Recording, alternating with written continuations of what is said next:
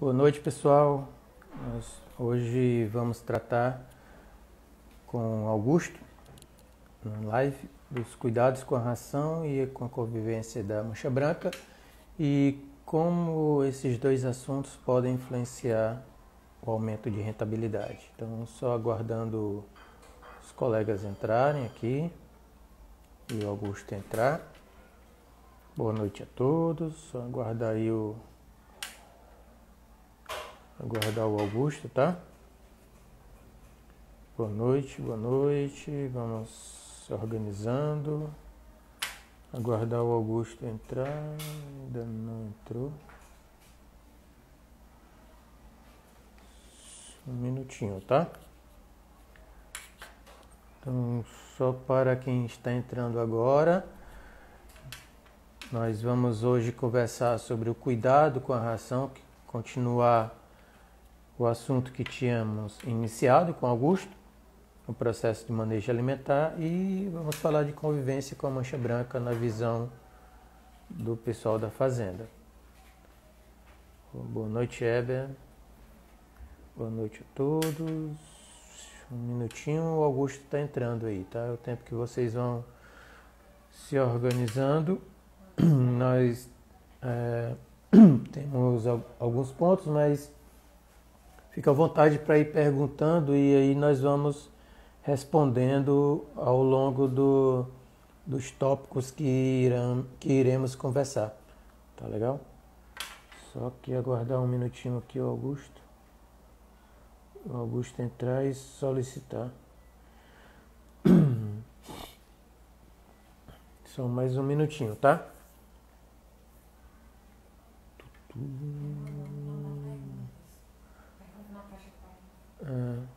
E aí vai... Ok, o Augusto entrou. Augusto, pode solicitar, por favor? Ok, solicitou aqui.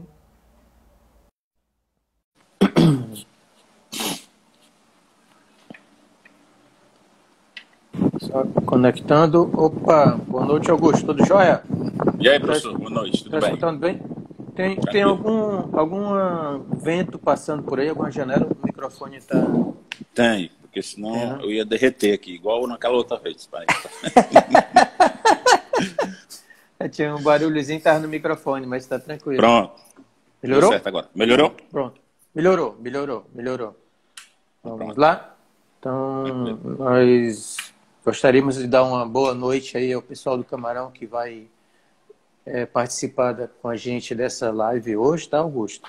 E agradecer novamente a sua disponibilidade, a sua colaboração e avisar o pessoal que hoje nós vamos dar uma continuidade da live que estávamos falando com o Augusto sobre o manejo alimentar do camarão. E aí nós vamos finalizar uma parte, né, do cuidado com a ração e aí vamos entrar na visão do setor produtivo, né, dos aspectos relacionados à convivência com a mancha branca, que seria a doença de maior impacto na carcinicultura mundial. Ok, Augusto? Exatamente. Tranquilo. Você quer dar uma Estou boa à noite aí? disposição. Quer dar uma boa noite aí pro pessoal? Quer falar alguma coisa? Já podemos trabalhar. Agradecer, né, o pessoal que dedica um pouquinho do tempo para escutar, trocar essa experiência e dar uma boa noite para todo mundo aí e espero que possa contribuir, como foi da outra forma. Não deu para a gente finalizar, ficou algum ponto que a gente não conseguiu falar, mas hoje a gente vai tentar... Já vamos começar por ele, né? Vamos finalizar logo o passado e a gente vai tentar falar um pouquinho sobre mancha branca. Perfeito. Tá? Então vamos lá, pessoal. Augusto, finalizando a outra live, né, quais seriam os principais testes de ração assim, para o produtor compreender? É assim, professor. Nas minhas visitas aí, na minha experiência de fazenda e de vendedor, a gente vê alguns pontos principais que são necessários um pouco mais de atenção, tá? Principalmente o pessoal que compra um volume um pouco maior, né, que tem a possibilidade de comprar uma carga fechada. E não só também o pequeno produtor para ficar atento e chamar o seu fornecedor e conversar se ele vê alguma coisa de anormal no produto. Então, assim, por onde é que a gente começa a fazer Uma carga fechada, Augusto, seria quanto de ração? Só para o pessoal ter uma ideia. Hoje, professor, a gente tem a oportunidade hoje, lá na Samaria, de atender a partir de 8 mil quilos, tá? Para entregar na fazenda. Mas a carga fechada seria 14 toneladas, que é a capacidade do truque, né? Certo. Tá? Então, assim, quais são os principais pontos, na minha visão, seriam, se o produtor tiver a oportunidade de fazer, seria um bromatológico, tá? Porque o bromatológico, ele vai fazer todos, se realmente aquilo que o fornecedor vendeu está ali na ração. Será que ela tem mesmo 35% de proteína, ou 40%, ou 30%, enfim, aqui ele comprou? Será que ela está dentro do percentual de cinza? Será que ela está dentro do... Enfim, esse bromatológico vai dizer os principais parâmetros, extrato etéreo, umidade, vai saber se você está adquirindo exatamente o que está no rótulo é o que está realmente naquele lote, né? Exatamente. Porque pode acontecer de diferenciar isso aí, né? Tem um limite mínimo, máximo. Lógico que hoje todas as fábricas de rações são profissional, são de grandes grupos mundiais, vamos dizer assim.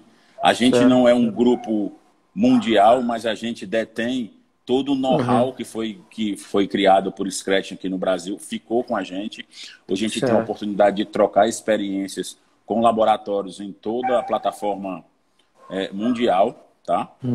Então, assim, qual que é o outro que é mais fácil e fácil de fazer na fazenda? Quais são os outros pontos? São a presença de fino na ração. Quando você... E sei como é que a gente identifica fácil. Você coloca a mão, abre o saco da ração, coloca a mão, o braço dentro do saco de ração e puxa. Se o seu braço vier cheio de finos, aquele pó, aquilo dali tem um percentual, tá? Aquilo dali é perda de produto, é desintegração do pellet. Então, a gente tem como verificar aquilo e tem limite para isso. Seria no máximo 1 a 2% do saco de ração. Ou seja, se o saco tiver 30 quilos, seria 1% dos 30 quilos tinha que estar em finos, que eu acho já uma quantidade muito grande. Muito grande, uma perca, né? Porque você acaba fertilizando a água. O camarão não vai conseguir capturar aquela partícula. Então, um fertilizante caro, né? E um fertilizante caro. A gente discutiu o preço da outra vez. Bastante caro. Outro ponto, vamos lá, foi o bromatológico, para quem tem a oportunidade de fazer. Tem a presença de... Esse bromatológico, existe laboratórios nas principais capitais que fazem? Tem alguns laboratórios que fazem, sim. Para você ter ideia, na época que surgiu o probiótico como para colocar na ração, existiam clientes que vendiam para grandes redes de supermercado lá em São Paulo, que o cliente lá, o Carrefour, enfim, não vou citar nomes aqui da rede de supermercado, ele exigia um bromatológico. Por exemplo, você colocou o probiótico na ração, ele queria saber quanto que tinha de probiótico. Então, no camarão. No camarão. Isso aí ele fazia a rastreabilidade. Ele queria saber quanto que tinha na ração que o camarão comeu. Tá? Isso aí é a história da rastreabilidade. Que aquele lote veio da fazenda X, do viveiro Z, que foi povoado naquele dia, que comeu aquela ração, que aquela ração tinha probiótico, enfim. Porque toda essa geralmente ia quando era no mercado externo que tinha esse processo, né? Mas algumas grandes redes fizeram isso.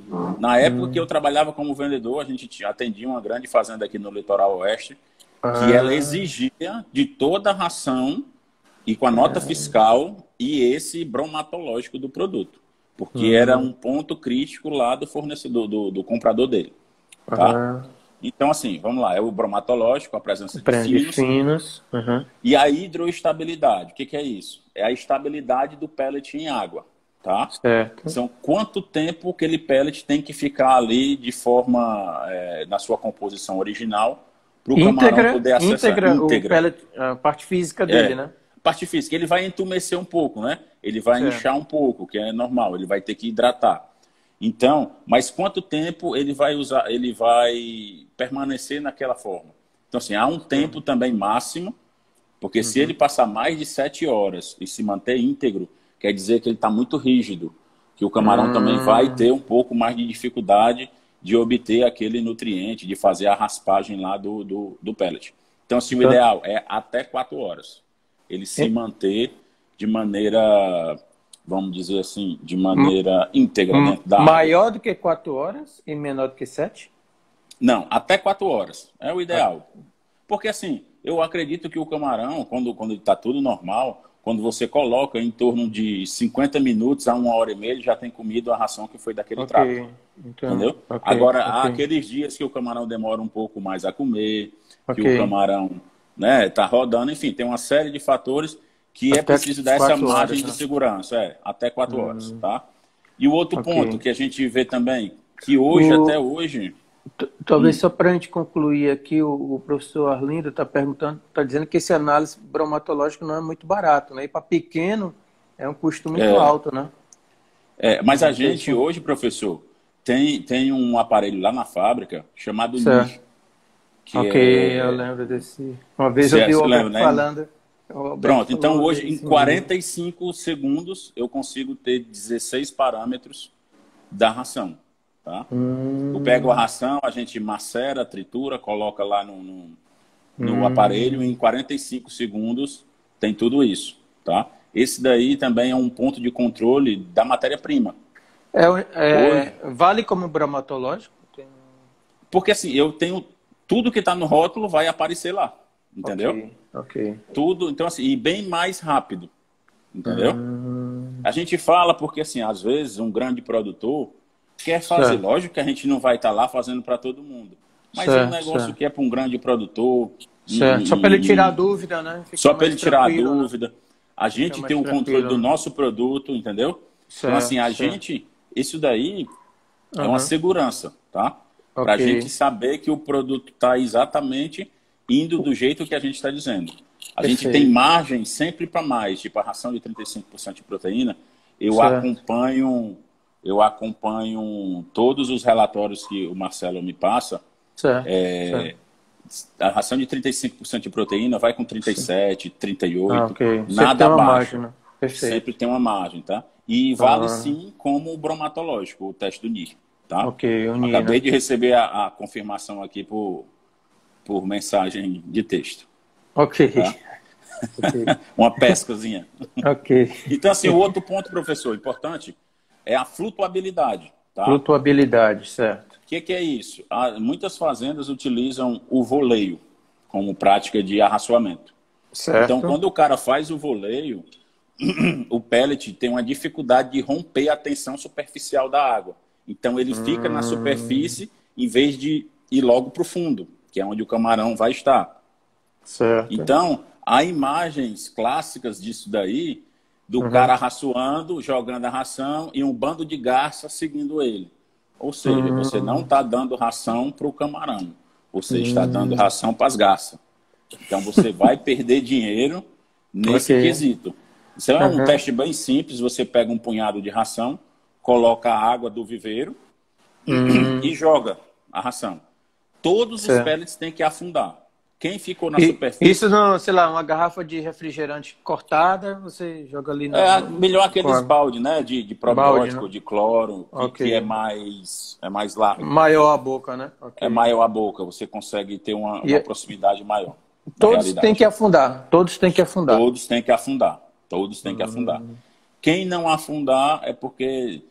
assim, às vezes o pellet fica mal acabado, ele quebra, aí fica aquela ponta finalzinha mal feita, entendeu? Isso quer dizer que o produto não tem uma estabilidade do seu pellet. Então, naquela movimentação de carrega o caminhão, ele não aguenta essa movimentação, ele acaba quebrando. E aquelas falhas também fazem com que ele não consiga quebrar a tensão superficial da água. Aí ele perde, ele altera a flutuabilidade, né? Altera a flutuabilidade, ele não afunda. Isso a gente está falando... O fato de ter uma ração que é extrusada e pelletizada, a extrusada não atrapalha nessa questão da flutuabilidade, sabe? Informação? Não atrapalha. Não, né? Eu via muito mais problema quando a gente estava no campo, de verdade, né, como vendedor. Eu via muito mais problema com ração pelletizada, com a parte não afundar. Eu via bastante. Porque justamente o extrusado é bem consistente, o pellet dele. Não tem essa quebra, não tem esse... Entendeu? Então, assim, no pelletizado a gente vê mais problema falha, com isso. Uhum. Ok, ok. Eu via bastante aqui, não adianta a gente citar nomes, mas tem Uhum. algumas fábricas que são campeãs na flutuabilidade e na produção de finos. Tá? Isso é um problema fabril na fábrica. Ah, ok. Então aí é problema É um da problema de fábrica mesmo, né? produção. É, produção. Ah, aí sempre apresenta fora do padrão isso, né? É isso que está falando? Isso, Tem fábrica que exatamente. sempre tem problema com finos e com flutuabilidade, né? Tem fábrica. Então, Ok. isso aí a gente já sabe que é um problema fabril, é na unidade de fabricação dela. Tá? É Perfeito. processo, não é Ah, produto, ok. é processo. Perfeito. Tá?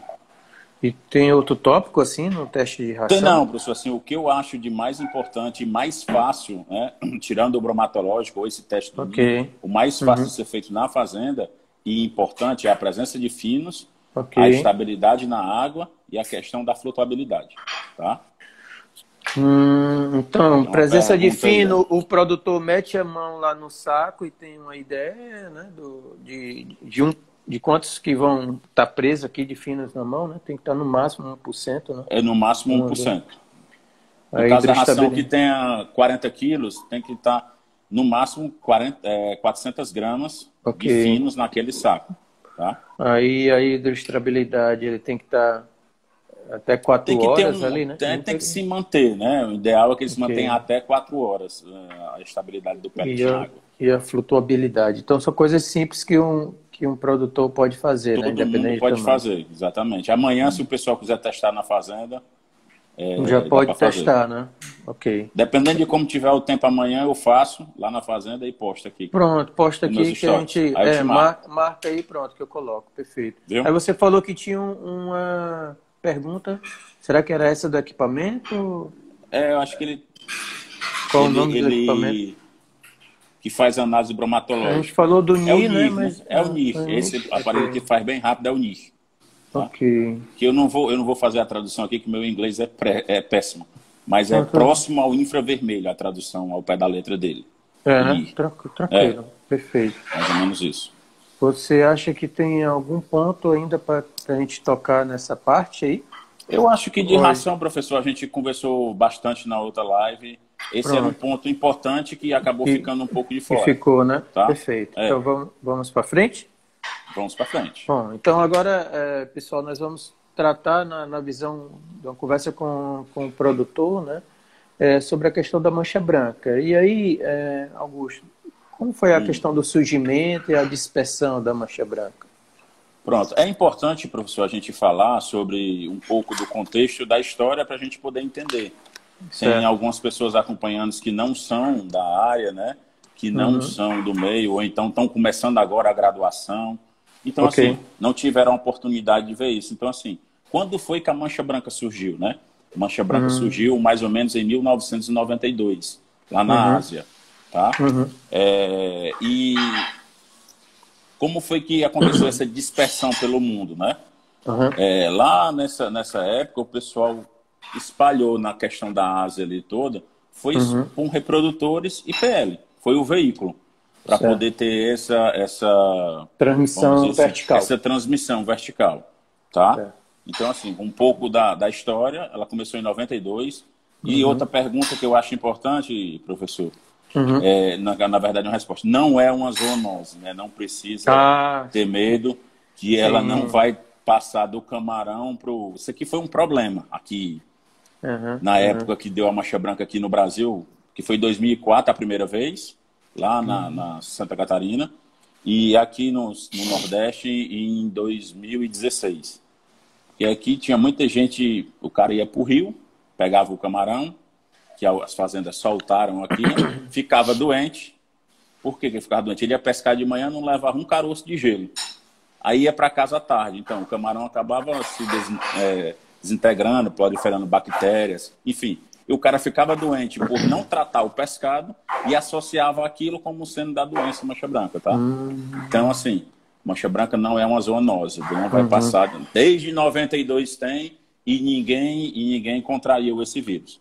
É um Não, vírus não, exclusivo dos não crustáceos. só não contraiu, como foi feito experimentos com células humanas, com a célula Uhum. viral, e não aconteceu a contaminação in vitro do vírus da mancha branca na célula humana. Isso não Então, aconteceu. Né? eu achei importante tocar nesse ponto, tá? Sim, esse ponto é detalhe. Assim, e aí um detalhe aqui. Reforçando a questão da data lá, quando tu falou 2016 surgiu a mancha branca, a gente está falando da doença, tá? Da doença. E em dezembro de 2004, né, lá em Santa Catarina, né? E aí algumas vezes eu vou interferir nessa questão das datas, porque essas coisas passaram pela minha mão, né? Mas já na época de 2005 a gente detectou o vírus aqui no Ceará, né? Então a gente precisa diferenciar, detectar o vírus da mancha branca e detectar a doença. A doença. Tá legal? Tá. Isso aí eu soube também qual era essa fazenda de 2005. Correto. Eu sei qual é. Uhum. Pronto. Tranquilo. Pois então assim, mas em 2016 foi que efetivamente teve o prejuízo em toda a cadeia, né? 2016, que atingiu... Aqui o Ceará, aqui né? No Ceará e o oeste do Rio Grande do Norte, né? Porque lá em setembro de 2011, a gente já está em 2020, né? 2011, correto. É isso? Correto? 2011, né? Lá no sul do Rio Grande do Norte. Sul do Rio Grande do Norte. Eu acho que foi sul da Bahia, não foi não? Foi o sul da Bahia que começou a sofrer esfria mais rápido. O sul da Bahia foi um pouquinho antes, né? Mas 2011. Eu estou um pouquinho com a cabeça meio frouxa aqui. Mas no sul do Rio Grande do Norte, né? E já tinha acontecido também na Paraíba e em Pernambuco. Na metade do ano a gente já tinha visto em algumas lâminas que a gente acompanhava o trabalho lá. E aí em setembro a gente pegou, no final de setembro, né? Dia 29 de setembro. Lá no sul do Rio Grande do Norte, com os municípios aqui no Ceará, aqui, a gente teve foi mais ou menos 2016, né? Isso, 2016, porque em 2015 foi surgindo lá na bacia do Açu, né? Na bacia do Açu, foi em 2016, um ano antes lá. Foi aqui. 2016 na bacia do Mossoró e chegou no meio do ano no Jaguaribe. Exatamente. Mais ou menos por aí. A dispersão nos principais polos de produção, Ceará e Rio Grande do Norte, que representavam e representam cerca de 70%, né, historicamente. Da produção. Isso. Então, quanto tempo Quanto tempo durou o impacto, né? Quanto tempo durou o impacto? Tanto na Ásia quanto nas Américas, no caso ali no México, foram 8 anos, tá? 8 anos de duração. Então, assim, para voltar a produzir o que produzia antes da doença, se passaram 8 anos de convivência com o vírus para poder o pessoal conseguir driblar esse problema. Aprender a conviver tecnologicamente, né? Ou conviver, ou aquela que a gente vai tocar um pouco mais na frente. A convivência ou a exclusão do vírus. Porque tem as linhas, né, resistentes e tem as linhas que são livres de patógeno. Correto. Então, tecnologicamente ter resultados. Né? Foram 8 anos, tanto na Ásia quanto nas Américas. Aqui no Brasil, a gente está no 4º ano agora, né, que é 2016. No caso que eu estou dizendo, efetivamente, na cadeia, tá? Que atingiu todo mundo no principal 2016 polo cá. Mesmo, né? Sim. A gente está no 4º ano e a gente tem boas perspectivas e tem bons resultados, tem excelentes trabalhos sendo feitos, tá? E a gente aqui no campo já tem um retorno bem significativo, para você ter ideia, do ano de 2017 para o ano de 2019, a gente já dobrou a nossa produção. Tá? Então, somente com o trabalho que é feito aqui dentro do grupo, que a doutora Roseli está à frente, junto com as nossas consultorias. Trabalho genético, né? Trabalho genético, um trabalho de convivência com o patógeno, não exclusão. A gente já conseguiu dobrar a nossa produção nas fazendas, então isso já é um ponto muito positivo. Tá? As perspectivas são as melhores possíveis e a gente acha que não dura os 8 anos, as projeções não são essas, para a gente ultrapassar esse problema. Tá?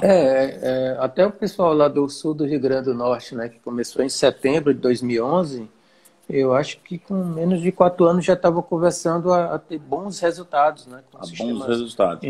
Mas intensivos, né? hoje, professor, a gente é de um ano para cá que a gente está vendo, no geral, né? Sim, sim. Vamos dizer assim, para o geral, para todo mundo, melhorar Ok. os resultados, tá? Sim, sim, Para a sim, gente sim. aqui, já era, tanto aqui quanto nas outras unidades, já era uma realidade para grandes empreendimentos, e aqui no Ceará, se Uhum. produzir mais de 1.000 quilos por hectare. Que, Hum, lógico que em regiões que não são afetadas por mancha branca, isso aí é uma normalidade. Mas onde ok. estava a região oeste aqui do Acaraú, quando se produzia Hum, muito bem, produzia 400 quilos por hectare, ah, 500 é? quilos por hectare. Era. Isso Então, assim, no ano passado ainda tinha isso ainda. ainda tinha isso. Então, assim, Ah, depois que surgiu aí, vamos dizer assim, umas novas linhagens, um trabalho que hum, já sendo feito por outros laboratórios, foi certo. que a gente viu essa melhora, tá? Na Hum, produção. então até o ano passado ainda tinha produção assim aí no Oeste, né? Tinha produção assim. Entendi, Ainda entendi. tinha produção assim.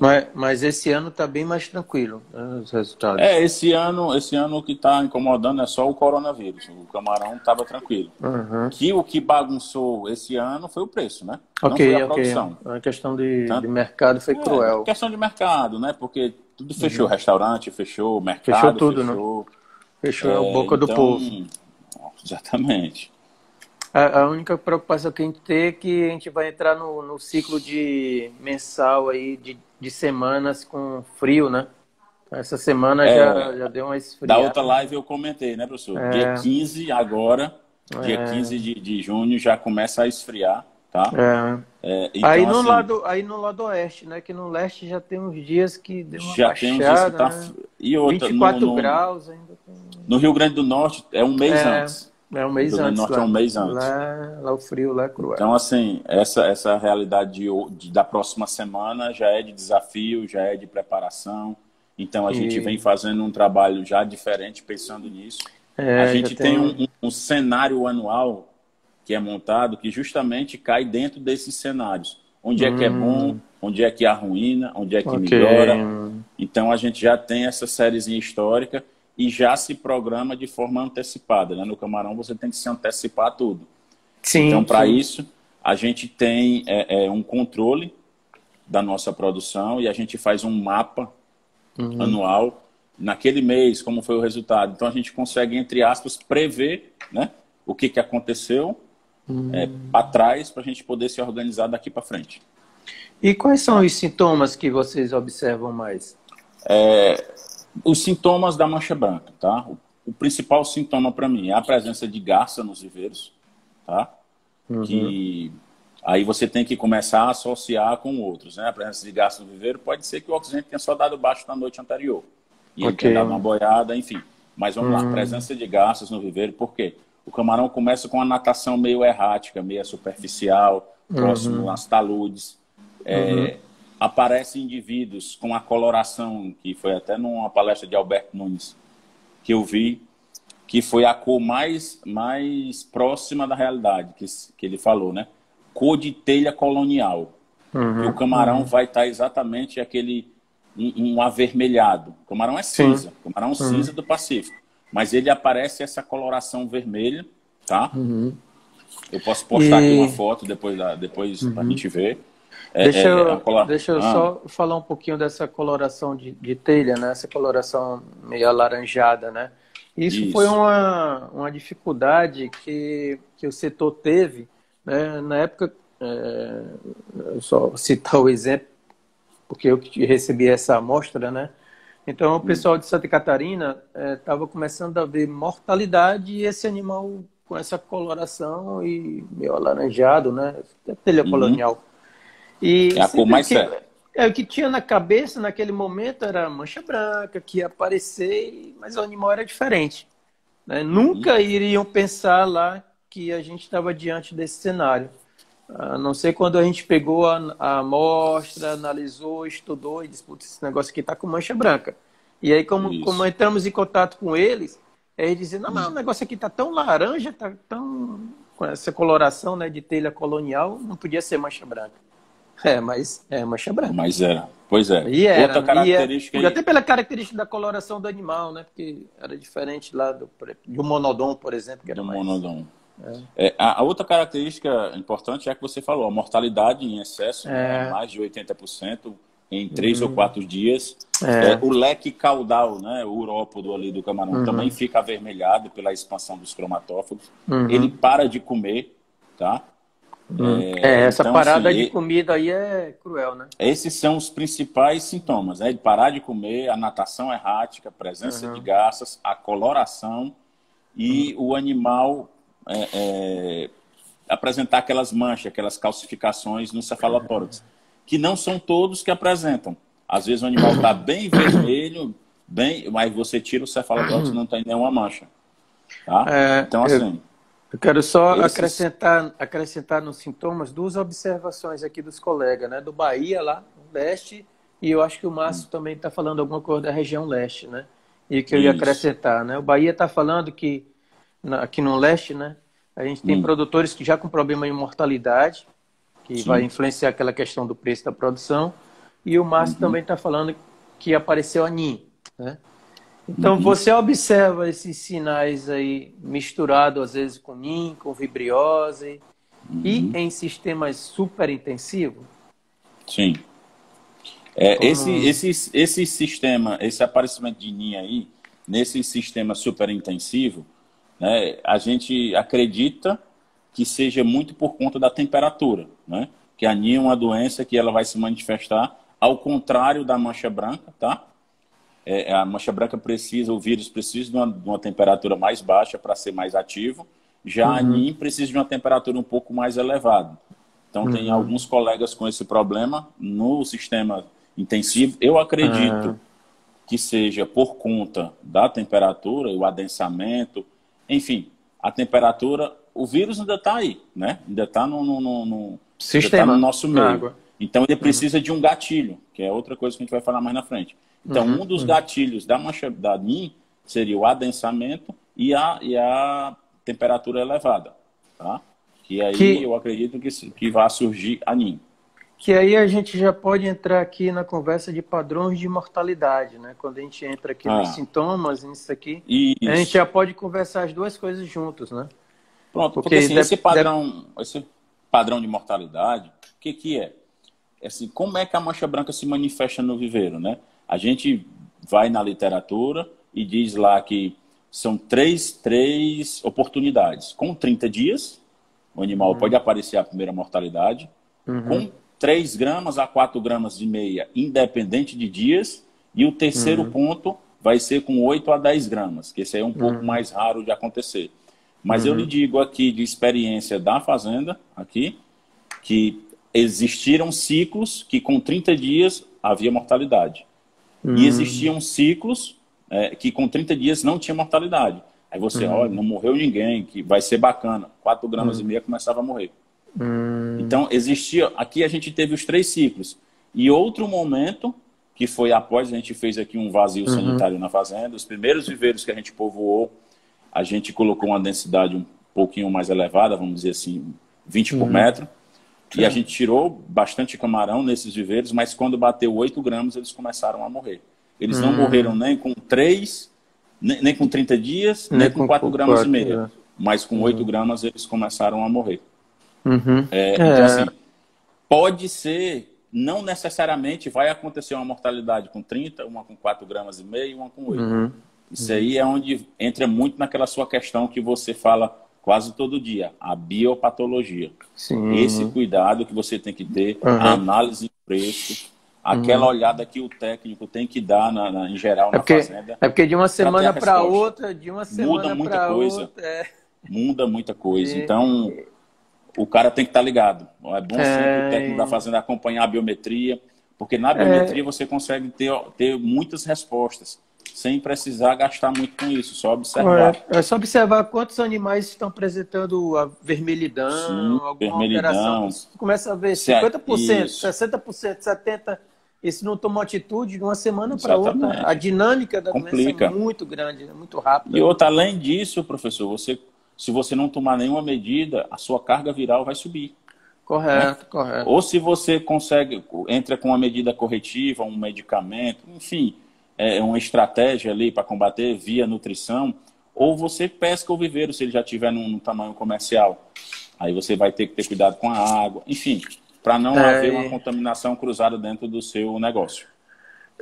Ou cruzada ou associada, né? Porque aqui nós não temos só mancha branca, temos NIM e temos algumas vibriose aí circulando, né? E tudo mata. Dependendo da situação, uma mata é outra interna, né? Exatamente, porque assim, a gente já viu aqui na fazenda e em outras fazendas, que nessas andanças que a gente sempre teve por aí, a gente viu no mesmo viveiro NIM e mancha branca. Sim, sim. Ocorrem, agora, lógico que uma vai prevalecer, né? Frente à outra, alguma vai prevalecer. Mas a gente já viu, sim, NIM e mancha branca de mão dada para acabar com a sua produção. Sim, acontece uma co-infecção, né? A gente detecta nos animais os dois vírus presentes. E, às vezes isso pode anular um ou outro, dependendo da situação, né? E também a presença até de uma quantidade de víbrios acima do normal, né? E, inclusive, um mês atrás, eu já vi alguns colegas, né, não só aqui no Ceará, mas fora, com um sistema super intensivo, com mortalidades, até com esse padrão aqui, parecido com o da mancha branca, mas não tinha muito sinal de mancha branca. Parecia que era uma coisa diferente, né? Entendi. Camarão até bem esbranquiçado, bem estranho. É muito mais parecido com o NIM, né? Essa questão da musculatura opaca. NIM, né? Mas algumas vezes misturado com alguma vibriose, um negócio bem diferente, que não tinha um padrão. A vibriose a vibriose é porta de entrada, né? Ela vai debilitar o animal e aquele vírus que tiver, o vírus ou uma bactéria que tiver mais predominante no viveiro vai acometer aquele animal. São essas questões que a gente ia discutir no ponto seguinte, que seriam os gatilhos, né? Isso. Então assim, gatilhos, né, quais são o que a gente notou aqui na fazenda, em geral, quais foram os principais gatilhos? É variação, tá? O que é variação? A variação dos principais parâmetros. Variação de temperatura não é legal, variação de oxigênio, variação de pH. Tudo isso vai estressar. O pH é mais voltado, professor, até um ponto interessante, o cara pode falar assim, no verão, né, na temperatura quente, pode haver contato pode haver infecção de mancha branca? Pode. E o pH é o principal fator de gatilho no verão. Tá? No inverno eu associaria muito mais a temperatura. Mas no verão o pH né? Porque às vezes tem aquelas chuvas de verão, né? Aí dá uma balançada no pH, se você não estiver atento ali, pode ser que você tenha um problema novamente com a mancha branca. Não somente nesse período de inverno agora, que esfria a temperatura. Então, as variações, o que eu acho também que aconteceu aqui e em outras localidades. A alcalinidade é um ponto muito interessante, tá? Se você tiver uma alcalinidade baixa, com certeza você vai sofrer muito mais com a mancha branca. O ideal é você ter uma alcalinidade ali acima de 150 ppm. Se você tiver alguma coisa abaixo disso, 80, 60, e vai baixando. A gente sabe que tem águas interiores aí, onde o pessoal vai trabalhando. Principalmente nessa água interior aí é cruel, né? Depois, assim, por experiência da gente aqui, é um gatilho e um gatilho bem violento. É porque você tem área com água interior, né? Tem a gente tem uma área lá que ela sofre muito não sei se todo mundo sabe esse termo, a revença. Então, a água acaba passando de fora da fazenda para dentro. Certo. Assim, principalmente na estação de chuva? Principalmente na estação de chuva, exatamente. Então, assim, em algumas áreas da fazenda, a gente fez essa rastreabilidade, tinha a alcalinidade mais baixa do que a outras. Então, na época da mancha branca, aquela área sofria mais. Só por ter uma alcalinidade menor do que o restante da fazenda. Como o Márcio está falando, o Vale do Jaguaribe tem alcalinidade abaixo de 40, né? Então, pois é complicado. Pense no sofrimento. E é um gatilho violento. Eu tava pela experiência da gente aqui. Eu estava sofrendo com isso hoje.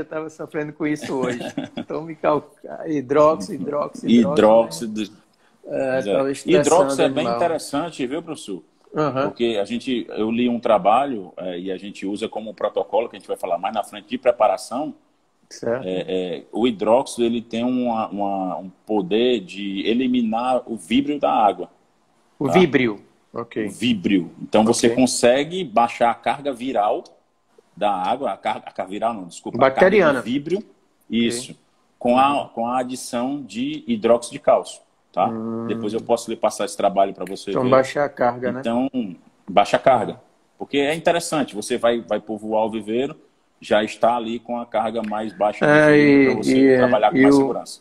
e o víbrio, eu até dei uma palestra semana passada, na Semana da Aquicultura, alguma coisa, só falando de víbrio, né? E eu me lembrei, Uhum. e quando eu estava no doutorado, eu fui lá para o Equador, porque não tinha ninguém trabalhando com doença. E no momento que ele estava com mancha branca, mas no momento que eles estavam lá em 99, 2000 com mancha branca, eles sempre falavam mais do víbrio.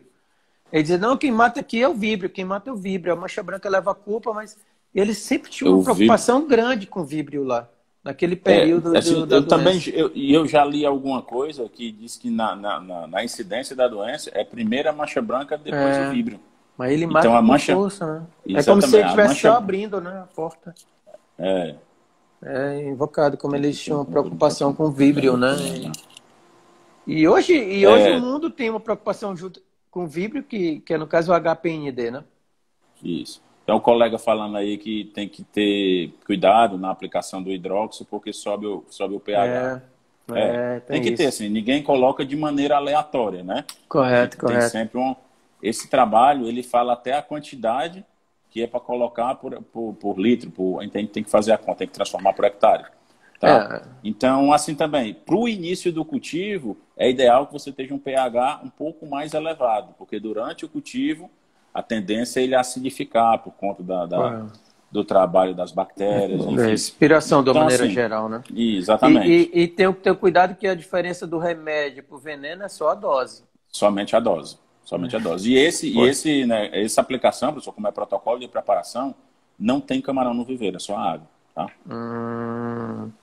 Ok. Então, tudo que a gente vai aplicar com o animal dentro da água é bem Bem mais, mais vamos dizer, arriscado, né? é bem Bem mais mais arriscado. arriscado. Que é uma Mas medida, tem. Mas quando tá aí nessa água que é com baixa alcalinidade, tem hora não tem jeito, não não tem tem jeito. jeito. Não tem Mas aí jeito.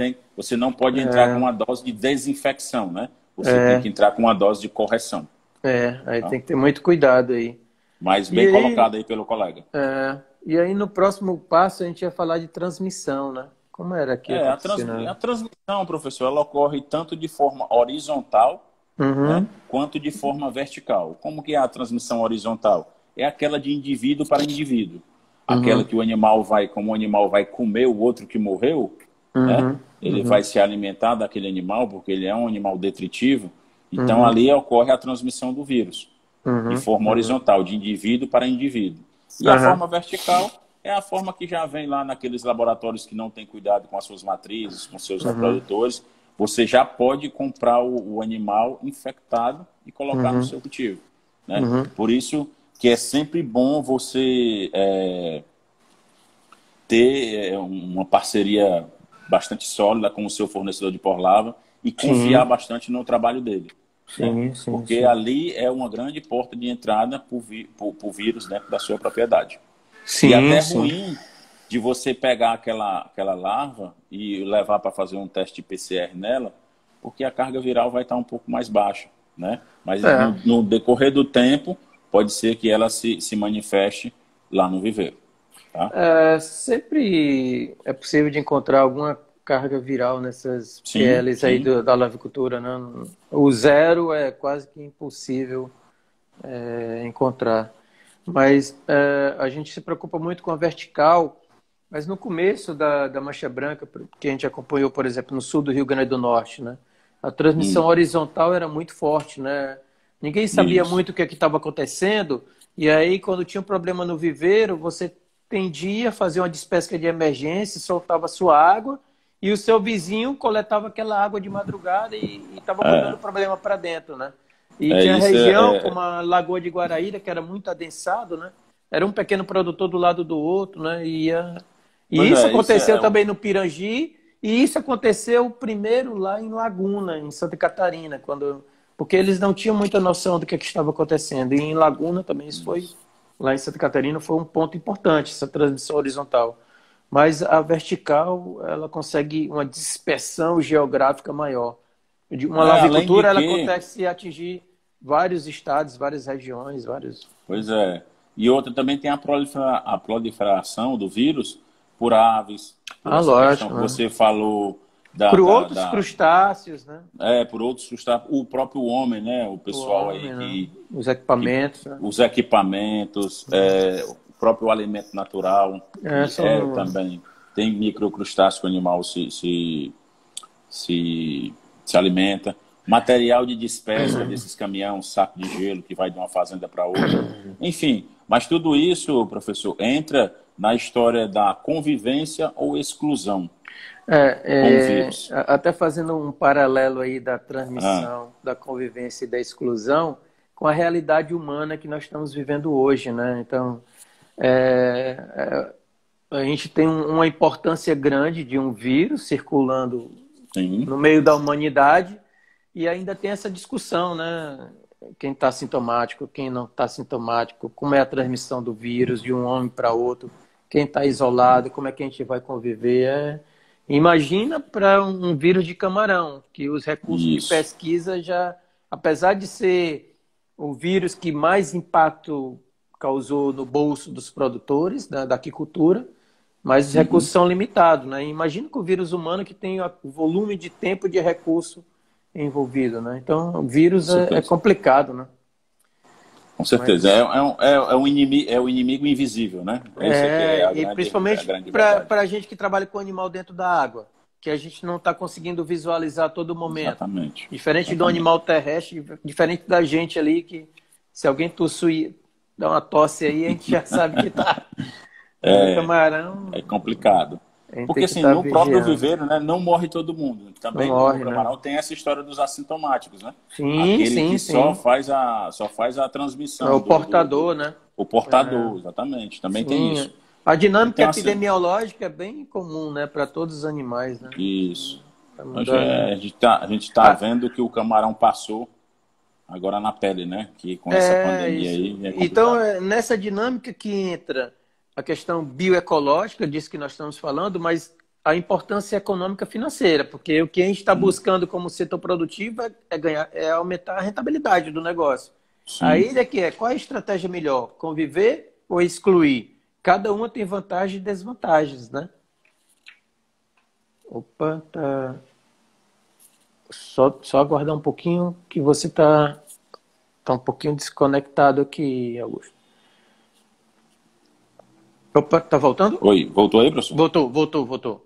Então, o que eu estava comentando, Augusto, é que nesse processo bioecológico que nós estamos falando, do camarão, do vírus, do sistema biológico que nós trabalhamos diariamente, um peso conclusivo importante é o bolso do produtor. É a questão econômica e financeira. Daí que vai. Qual estratégia utiliza? Conviver ou excluir? Quais os melhores resultados? Esse é assim, eu vou dar agora a minha opinião como técnico, tá? Então, assim, o que eu acho de mais interessante? Eu acho que é bem mais fácil a gente trabalhar na convivência, tá? Lógico que não foi fácil chegar até aqui, tá? Mas depois que dá uma estabilizada no negócio, eu vejo bem mais futuro na convivência do que na exclusão.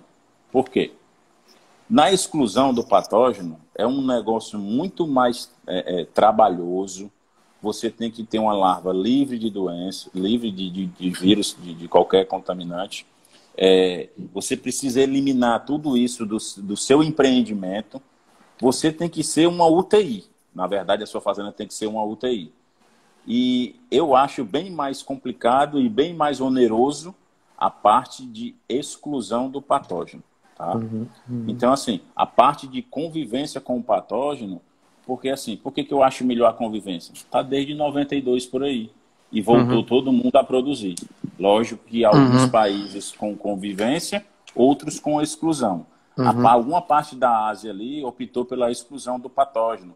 Correto. Aqueles sistemas que a gente viu bem super intensivo, né? Super intensivo, de tratar aquela água, aquela água não volta mais para o meio, fica dentro da fazenda e eu faço um tratamento pesado lá. Então, ali eu acho muito mais fácil haver uma falha e contaminar toda a fazenda. E você acabar tendo um problema bem mais sério e bem mais difícil de eliminar, tá? Porque o inimigo é invisível. Sim, ele pode sim. ficar ali em qualquer estrutura. Tá? As falhas, então, porque a gente trabalha com ser humano, né? E aí os protocolos, exatamente. o ser humano os protocolos, você não tem a certeza se vão estar tudo dentro do que você colocou no papel. Essa é que é a grande verdade. A equipe Alguém pode pular uma etapa. Né?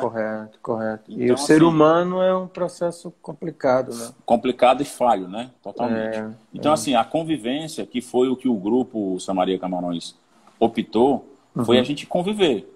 Então, a gente não utilizou berçário, a gente não utilizou...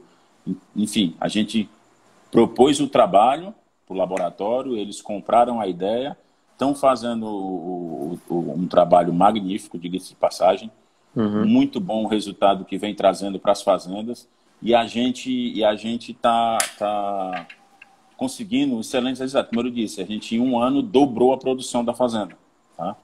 Só com a adição do trabalho da genética, nada mais. Né? Genética. Você está então, falando assim, dobrou das fazendas, né? Do grupo?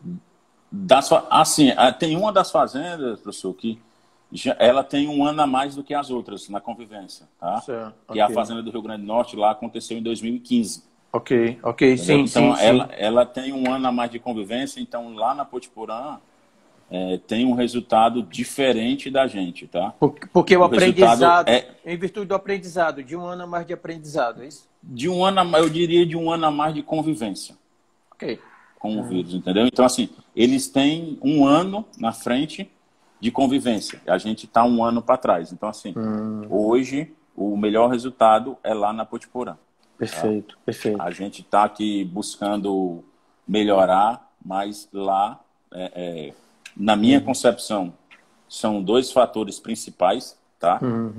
Um é esse de um ano a mais de convivência, e o outro é que aquela região lá, ela tem uma salinidade muito alta. Sim. Então, uma vez ao ano, a salinidade fica tão alta que acaba sendo vamos dizer assim, um fator natural que vai baixar a carga viral anual daquela fazenda. Perfeito. Daquela região. Então, assim, no meu ponto de vista, são esses dois pontos que botam essa unidade do grupo à frente das outras na questão de produção, tá? Lógico, então, sem vocês desmerecer... nunca pensaram na questão da exclusão, né? Assim, Não. E sem desmerecer, lógico, o trabalho da equipe da Potiporã lá que faz, tá? São excelentes profissionais, todos no mais alto nível, tá? Então, assim, sem desmerecer o trabalho deles, mas isso são dois fatores que ajudam eles a obterem um resultado bem mais, vamos dizer assim, plausível para o grupo. É porque geralmente são multivariáveis, né? A genética tem um peso na resposta, o ambiente tem um peso o ambiente tem outro. A tecnologia tem outro peso, né? A soma desses fatores é que faz com que o resultado melhore, né? Então, somar melhora, né? Tem uma pergunta aí, professor. A exclusão ou a convivência tem que ser desde o laboratório. Sim, né? É justamente o que a gente falou, né? Que lá no laboratório vão ter laboratórios que vão fazer a larva resistente. O plano genético, né? O desenho das famílias, a estratégia. Isso. Como nós temos estratégias no Brasil de exclusão que também dão certo, né? Lógico, dão certo, né? Sim. Então, são empreendimentos que estão produzindo, tá? Conheço algumas fazendas que produzem muito bem nesse... com altas produtividades, né? Com pouca área. Com pouca área. Produtividade. Né? Isso, porque nós temos essa realidade no Brasil também. Como eu lhe disse, né, professor? Eu ia dizer que ia dar a minha opinião como técnico. Do grupo de vocês, da realidade de vocês, né? E da nossa realidade, e isso também é a minha opinião pessoal, tá? E os resultados, né? E principalmente os resultados que vocês estão tendo, né? Eu acredito muito mais na convivência, mas não desmerecendo o trabalho de ninguém que vai optar pela outra opção, tá? Lógico, e você está mostrando seus resultados, né? E tem os resultados também do outro lado, né? Você está falando dos seus resultados. Então, assim, nessa questão de convivência ou exclusão, eu acredito que tanto do lado financeiro é bem mais, vamos dizer assim, interessante, bem menos oneroso a convivência do que eu tratar a exclusão. Tá? E como seria um protocolo de preparação do viveiro nessa situação de convivência? É que assim, vocês pessoal, adotam? a gente desenvolveu um protocolo juntamente com alguns consultores do grupo, que a gente faz a desinfecção total do viveiro. Vamos lá, vamos começar do começo. O viveiro é pescado hoje, tá? Foi pescado o viveiro. Amanhã ele já entra num trabalho de preparação. Amanhã tem uma equipe que vai entrar para fazer toda a raspagem de todas as estruturas. O que é a raspagem? Nas bandejas de alimentação, em algum determinado... Tipo, agora no inverno a gente não tem esse problema, que é aquela craca, aquele crustáceo que incrusta nas estacas. Então, assim, aquilo dali, como ele é um organismo filtrador, ele vai ter a presença do vírus de um cultivo para o outro. Então, se eu não retirar aquilo dali, pode ser que seja um vetor de transmissão, um veículo que vai ter vírus no próximo cultivo. Então, a gente faz a raspagem de tudo, todas as estruturas, professor. Bandeja, comporta, estopes, tela, tudo é raspado. Onde tiver uma incrustação é raspado. Depois desse trabalho de raspagem, a gente faz um trabalho de desinfecção. A literatura nos diz 30 ppm de cloro, que ela é suficiente para vamos dizer assim, matar o vírus. Então eu utilizo pouca coisa a mais, eu utilizo 2.000 ppm de cloro para poder garantir. 2.000? Então, de 30? De 30 para 2.000, que matou até a alma. É assim, porque assim, a gente faz esse trabalho depois da raspagem, vai uma equipe com aquelas bombas costais de desinfecção, que a gente está vendo agora muito comum, né, no shopping. Sim. De cloro puro, de cloro misturado a 2.000 ppm. Cloro, ali é assim, a gente faz bota uma água, 1.000 litros de água numa caixa e coloca 2 quilos de cloro naquela água. Tá? Então fica a solução aí de 2.000 ppm. Muito forte, mas é bastante eficiente. Depois que a gente adotou esse protocolo, a gente, associado, lógico, à genética, ao trabalho da genética, mas a gente viu que foi bastante eficiente. A gente viu que diminuiu bastante aquela faunazinha que ficava ali do lado do viveiro. Aí não sobra nem a alma. Rapaz, uma vez eu fiquei decepcionado com o consultor veio aqui, aí a gente andando na borda do viveiro, aí tem aquele sirizinho que fica na beira, que o pessoal chama maré, Maria Farinha, enfim. Sim. Aí eu dizendo assim para eles, bicho, esse bicho aí, ele falou assim, ó, a gente vai fazer esse protocolo e tal, bicho, esse bichinho aí só morre se for de câncer, porque de cloro ele não morre não. Aí ele olhou assim para mim, aí disse, então ele não morre não, que caranguejo não pega câncer, né? Não. Não, aí eu disse, rapaz... Tem célula cancerígena, eles podem ter. Tem. Pois assim, ele me disse, foi o que ele me disse aqui, né? O professor lá que veio. Câncer é uma desorganização celular, né? Que a gente já viu também. Pronto. Ele falou assim, rapaz, não morre nem de câncer. Então tá ruim, professor, de matar esse bicho, porque não vai morrer tanta coisa, não. Mas assim, professor, além dessa desinfecção nas bandejas... Augusto, eu posso só fazer um detalhe? Pode. O Instagram, ele deu 1 minuto e 50 pra gente. O que é que a gente faz aqui? 1 minuto e quase 1 minuto e meio. Aí você que diz, professor. A gente será que a gente volta para outra live aí, pessoal? O que é que vocês falam aí? A gente estava quase terminando. Tá igual a outra live. A gente deixa quase tudo. Aí a gente faz. Vamos marcar outro dia para a gente. Se você quiser, a gente deixa outro dia para a gente falar de desinfecção de viveiro. E a gente preparação. A gente ia falar de dieta, de convivência, misturar nutrição com doença, né? Sim. Aí tinha um monte de coisa aí para a gente falar aqui, bem interessante, né? Porque tem 1 minuto só. Então pronto. Então vou fazer igual vou agradecer aqui o pessoal. Tá certo, pessoal. Com o nosso tempo. Aí nós vamos programar uma outra live, porque a gente ia misturar nutrição com doença, ia finalizar. Alguém está dizendo que volta, dizendo que volta, mas a gente quer montar outra? Tem a questão de volta aí. Não tem problema não, a gente pensa mais um assunto para complementar, finalizar essa e fazer outra. Pronto, pessoal, a gente vai terminar essa numa próxima, igual fizemos nessa agora, né? A gente complementou com a ração. E aí monta mais um conteúdo. Combinado? Combinado. Certo? Combinado. Então, a gente tem 20 segundos aí. Quer falar se despedir aí Não, do eu pessoal? queria só agradecer aí o pessoal do grupo que estava acompanhando hoje aí, né? O Ítalo lá da Potiporã, o Júnior de Beberibe, Roseli lá de Touros, tá? Só Perfeito. agradecer a força e a oportunidade. Forte abraço. Valeu, pessoal. Muito obrigado pelo tempo de vocês. O nosso tempo está aqui. Vai ficar a live gravada.